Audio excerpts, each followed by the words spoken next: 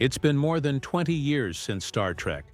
Voyager took its final voyage through the stars, yet its characters still linger in the minds of loyal fans like echoes from another universe. The ship may have completed its mission, but the actors behind the beloved crew members continue to chart their own paths, some in front of the camera, others behind it.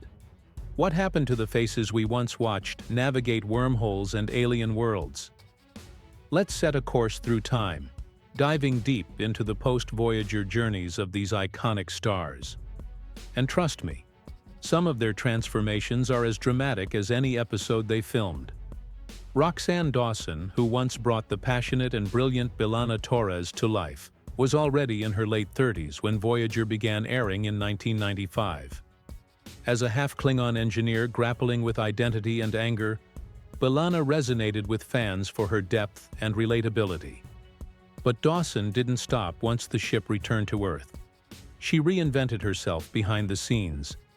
Swapping the engine room for the director's chair, she went on to shape acclaimed television shows like The Americans, This Is Us, and Foundation.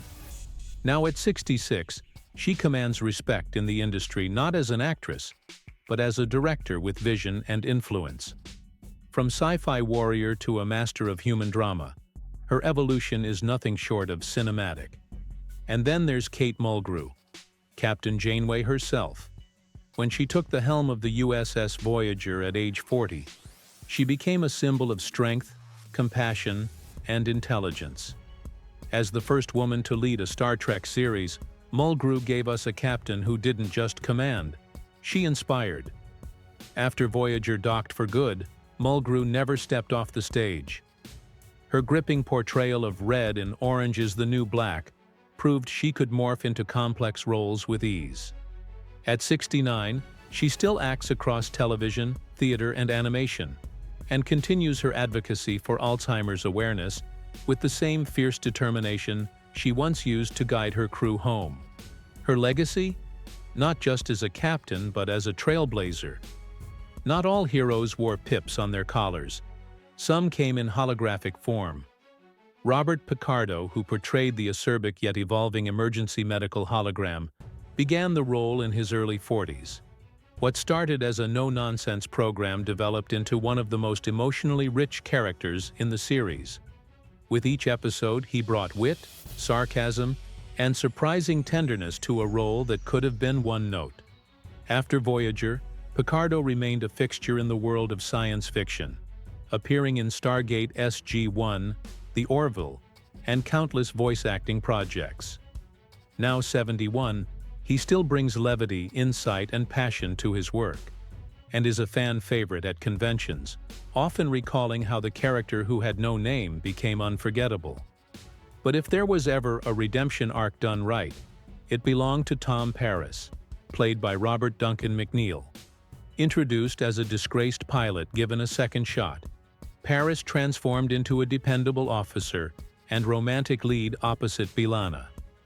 McNeill began the role at 31, injecting it with charm, defiance, and heart. And just like his character, McNeill's real-life career took flight. Transitioning into directing and producing, he helped shape series like Chuck, Dawson's Creek, and Resident Alien. Now 60, McNeill is a behind-the-scenes force, crafting the kind of stories that once shaped him. His journey proves that second chances, on screen and off, can lead to some of the best chapters. Commanding quiet strength and spiritual depth, Robert Beltran's portrayal of Commander Chakotay brought balance to the bridge. Starting the role at 42, Beltran grounded the series with his calm presence and moral authority.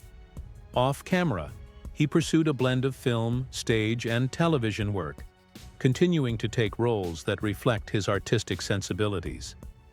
At 71, he remains a familiar face on stage and at fan events, still carrying that same centered energy that once guided Voyager through the unknown. His path may not have been as flashy, but it's steeped in authenticity, and that's what fans remember most. From wise commanders to morale officers with oversized hearts, Ethan Phillips, the man behind Neelix, brought an entirely different flavor to the ensemble. Neelix was more than comic relief.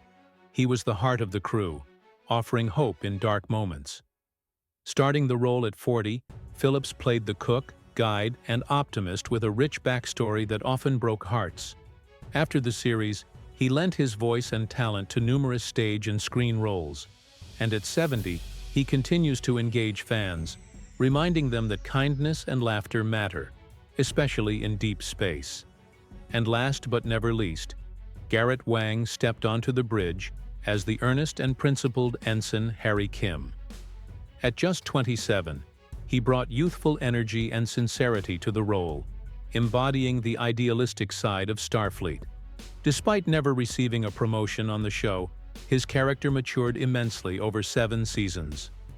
Post-Voyager, Wang embraced independent films and voice work while becoming a beloved presence at fan conventions. Now 56, his storytelling, humor, and deep connection to the fandom have kept him a fan favorite. His reflections often reveal just how much the role of Harry Kim still means, not just to him, but to a generation of viewers who saw themselves in his hopeful eyes. So where are they now? Scattered across Hollywood and beyond, still shaping stories, still inspiring, and still connected by that shared journey through the Delta Quadrant. As we reconnect with these stars, we're not just revisiting a show, we're reliving a part of ourselves. And that's the magic of Voyager. Its stars didn't just act in a science fiction series, they helped us believe in possibility, in exploration, and in each other. What they've done since may surprise you, but the heart they brought to the screen? That's timeless. Tim Russ wasn't just another face among the stars, he was the calm in Voyager's chaos, the kind of presence that made you feel like everything would be all right, even if the ship was falling apart. Born June 22, 1956, in Washington, D.C., Russ was 39 when he first stepped into the shoes of Lieutenant Tuvok, the stoic yet deeply layered Vulcan security chief. He wasn't just logic and precision. Beneath that steady voice and raised eyebrow was a character with unshakable loyalty and surprising warmth. It wasn't long before his portrayal turned Tuvok into an emblem of quiet strength. Even after Voyager, Russ didn't slow down. He shifted gears, diving into directing, writing, and even music. At 68 in 2025, he's still showing up at sci-fi conventions, reminding fans of a time when TV could still make you feel like you were exploring the stars. And you can bet that anytime something went wrong on screen, his was the voice you wanted to hear calmly say, "I've got it under control." It wasn't until the buzz hit that Tim realized what Voyager had become. A cult favorite, the kind that sneaks up on you. Fans didn't just watch the show, they lived in its universe. And that universe expanded when Jeri Ryan joined in 1997. Born February 22, 1968, in Munich, West Germany, she was just 29 when she became Seven of Nine, a former Borg reclaiming her humanity piece by piece. That journey of self-discovery, of trying to fit into a world that once saw you as a threat, struck a deep chord. Seven was brilliant, fierce, and guarded, like a mirror to anyone who's ever had to rebuild themselves. Her scenes were intense, precise, and unforgettable. Jeri didn't just play Seven. She embodied the painful beauty of becoming whole again. Fast forward to 2025, she's 57, still gracing screens and conventions, advocating for science fiction, storytelling, and showing that resilience never ages. The magic of Voyager was how it wove humanity into the stars, and Josh Clark added that everyday heroism to the mix. Born August 16, 1955, in Bethesda, Maryland, he stepped aboard as Lieutenant Joe Carey, the steady hand in engineering who knew his place and fought for it. Starting at age 40, he played the kind of character who doesn't always make headlines, but keeps things running quietly in the background. His departure late in the series hit hard, especially because Carey felt like someone you knew, a co-worker, a neighbor, a friend. In real life, Josh never truly left the stage. At 69 in 2025, he's still performing, mostly in regional theater and indie films, a steady artist in an ever-changing industry. Then came the crossover that sparked nostalgia in fans everywhere. Marina Sirtis, the face of Deanna Troi. She slipped into Voyager's storyline in 1999, bringing her empathic wisdom and emotional steadiness to a show already rich with depth. Born March 29, 1955 in London, she was 44 when she reprised her role, but Troi hadn't lost a step. Her scenes with Reginald Barclay reminded us all how crucial connection and understanding are, even in the most technical of missions. Her performance was like a thread tying together decades of Trek storytelling. Even now, at 70, Marina remains a pillar in the sci-fi world, actively attending conventions, performing in plays, and still capturing hearts with that familiar knowing voice. And there were others. Brief moments, lasting impressions. Tom Virtue, born November 19, 1957, in Sherman, Texas, took on the minor role of Lieutenant Walter Baxter in 1995. He may have only appeared briefly, but his presence helped build the tapestry of Voyager's crew. At 67, he's a familiar face in television, remembered by many for playing father figures and kind-hearted mentors, never quite in the spotlight, but always unforgettable. Then came the quirky brilliance of Larry Hankin. Born December 7, 1937 in New York City, Larry brought life to Gaunt Gary in a 1999 episode, an eccentric character from a holographic simulation. It was a fleeting moment, but Hankin made it count, as he always does. Best known for offbeat roles in Friends, Breaking Bad, and countless others, he's now 87 and still weaving stories that feel like tall tales told over coffee. Funny, strange, and a little profound. Rob LaBelle might not be a household name, but his performance as Kafar in 1995's Ex Post Facto stuck with fans who love a noir twist in their sci-fi. Born August 2, 1962, in Minneapolis, he was 33 when he took on the role of the Banan military officer entangled in a tangled mystery. That episode had all the makings of a detective story in space, and LaBelle nailed the tone. These days, at 62, he's wearing multiple hats as an actor, producer, and director, splitting his time between American and Canadian productions while staying firmly planted in the sci-fi world. And how could anyone forget Judy Geeson, born September 10, 1948, in Arundel, Sussex, England. She brought warmth and charm to the role of Sandrine, the holographic French bar owner in Voyager's popular holodeck program. At 47, when she joined in 1995, she was already a seasoned performer. Her character became a cozy escape for both crew and viewers, a reminder that even in the vastness of space, people still crave the comfort of laughter, music, and a familiar bartender. At 76, Judy remains beloved in genre circles, still celebrated for her distinctive presence on screen. What made these performances special wasn't just the characters, they were emotional anchors in a sci-fi world often defined by technology. These actors brought humanity to the stars, and as they continue their journeys off-screen, their legacy only grows. Each line delivered, each expression captured, became part of a larger story, one where fans didn't just watch from the sidelines, but lived alongside their heroes. And somehow, after all these years, Voyager's crew still feels like home. It was more than just a place to unwind. Sandrine's bar became a nostalgic escape for the Voyager crew. Her warmth, her flirtatious charm, and her ability to bring a sense of Earth's familiarity into the deep reaches of the Delta Quadrant made her a fan favorite.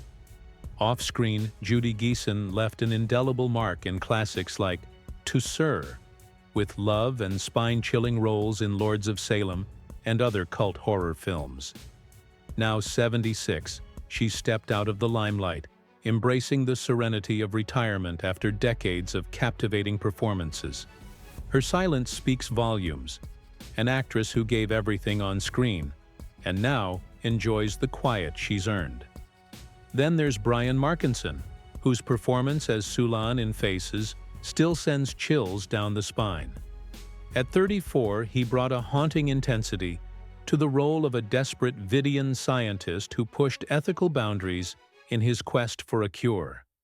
That one episode became one of Voyager's darkest explorations, and Markinson's layered portrayal etched Sulan into franchise memory. Today, at 63, Markinson's journey through both American and Canadian screens continues, weaving through dramatic roles in Angels in America, Continuum, and beyond. He hasn't slowed down. If anything, he's sharpened, proving that age and experience only deepen talent. But contrast that with Alexander Enberg, who played the disciplined Vulcan engineer Vorik. Introduced at 25, Enberg embodied quiet intensity, especially in Blood Fever, where Vulcan biology clashed with raw emotion. His Vulcan restraint was a steadying force amid the chaos of Voyager's voyages.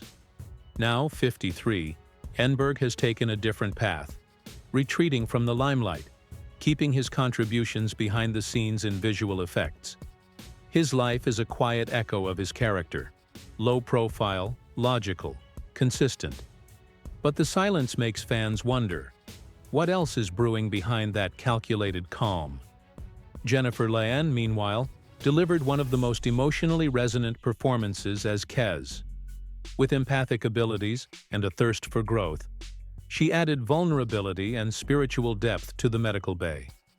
At just 21, she held her own alongside seasoned actors, bringing both innocence and mystery to the crew's journey. But after Voyager, her story took a different turn, one marked by struggles and privacy. Now 50, Lien stays far from the camera, her past roles a distant yet poignant reminder of potential left behind. Still, that absence has only deepened the mythos surrounding her. Fans don't forget what she brought to the screen. Timeless and consistent, Tarik Ergin's portrayal of Ayala was the glue that held the background of Voyager together. A former Maquis turned steady bridge presence, Ayala didn't need lines to be noticed. Ergin, 34 at the time, played the role in over 100 episodes. Never flashy, but always reliable. Now 63, his legacy lives on through coaching young lacrosse players and attending conventions where fans still recall his dependable gaze on the bridge. It's the kind of impact few recurring roles achieve. His quiet strength became a symbol of unity. Sometimes you don't have to speak to be heard. And then we come to Majel Barrett, the voice that guided generations of Starfleet crews. As the computer's voice aboard Voyager, she didn't just provide information, she provided comfort. At 63, she was already a legend when she joined Voyager, having originated roles like Nurse Chapel and Lwaxana Troi. But beyond acting, she was the heart of Star Trek's legacy. Married to creator Gene Roddenberry and carrying his vision forward after his passing. Though she left us in 2008 at 76, her voice still echoes in later Trek productions, a spectral reminder that some legacies truly never fade. Dwight Schultz brought a familiar face and heart back into the fold with Lieutenant Barclay, a brilliant mind tangled in social anxiety. Returning at 48, Schultz's portrayal bridged the Next Generation and Voyager, adding layers to the Pathfinder storyline. His awkward brilliance helped guide Voyager home from Earth, a parallel for many viewers struggling with self-doubt. Schultz, now 77, enjoys semi-retirement, but his legacy in Star Trek and the A-Team remains untouched. He occasionally returns for voice work, proving that even the most introverted characters can have the loudest impact. Then there's Scarlett Pomers, who joined Voyager at just 10 years old. As Naomi Wildman, the first child born on the ship, she became a beacon of hope. Her bond with Seven of Nine reflected maturity, curiosity, and intelligence far beyond her years. That youthful wonder resonated with audiences, creating one of Star Trek's most touching portrayals of childhood in space. Now 36, Scarlett has turned her focus toward music, photography, and mental wellness, far from the studio lights. Her evolution from child star to grounded artist speaks to her resilience, a journey that, much like Naomi's, continues to inspire. Among all these journeys, one story stands out for its financial evolution: Dwight Schultz's. Known for iconic roles and an astute sense of career choices, Schultz has maintained a surprisingly modest yet effective luxury lifestyle. He once owned a sleek Porsche 911 and currently favors a Mercedes-Benz S-Class, known for comfort and discretion. His watch collection includes a classic Omega Speedmaster and a vintage Rolex Explorer, understated yet timeless. Schultz invested in real estate across Maryland and Southern California, and once co-owned a voice production firm specializing in animation. Though never one to flaunt, he secured comprehensive asset and health insurance early in his career, ensuring long-term stability. His approach? Frugality paired with precision. A key lesson here: wealth isn't about flash, it's about strategy. Choose smart roles, protect your assets, and invest where your passions lie. Star Trek Voyager was more than a show. It was a constellation of complex characters, each carrying their own burdens, growth, and transformations. Whether they remained in the public eye or stepped away into anonymity, each actor's path is a reflection of the choices they made, both on and off screen. Their journeys were not without storms, but like Voyager itself, they kept moving forward. Through reunion panels, fan conventions, voice echoes, and social media sightings, their legacies linger like stardust in the vacuum. So who among them left the biggest impression on you? Which story moved you the most? Drop your thoughts in the comments below. And if you enjoyed this deep dive, like the video, subscribe, and turn on the bell. Until next time, keep looking to the stars. They might just look back.